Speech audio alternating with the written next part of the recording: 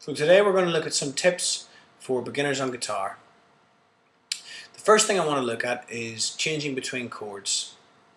Playing individual chords themselves isn't usually too difficult. Most beginners pick up on that kind of stuff pretty quickly.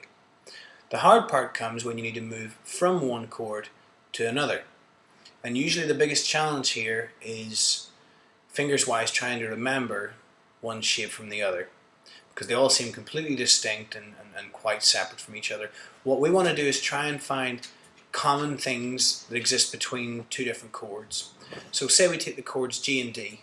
Now if you have a look at the PDF on davemarks.com, in the lesson section you should see the chord shapes for G and D.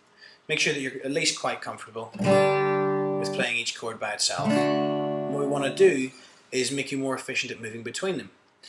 What most people do in the beginning is they play G, then they take their hand off the neck, then they, one at a time, put down the fingers for D, play that one. Take away your hand, one at a time, put down the fingers for G, and on it goes. One of the things we can do to speed this process up a little is to leave our third finger where it is. If you look at the G chord, it has that note played with the third finger. The D chord has the same. So my third finger never actually leaves that position. The rest of my hand comes away and pivots around that finger. So that finger gives me stability within my chord change. It gives me like a guide to show me where each shape should go from one to the next. So I think my G shape happens down here, third finger stays there. Move to the D, third finger stays there. And I transfer my first and second fingers.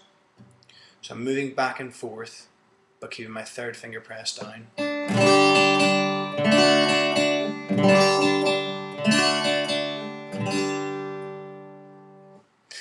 Have a little bit of a practice with that, just moving from G to D and back again. And if you have any particular strum patterns or exercises that your teacher has given you, work on using those two chords to move between them. A lot of people practice strum patterns with just one chord, but if you're able to get these two concepts happening at the same time, then you can double up on your practice.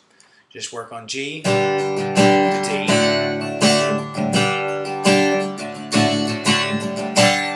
back again. Have a good time practicing, and I'll see you next time.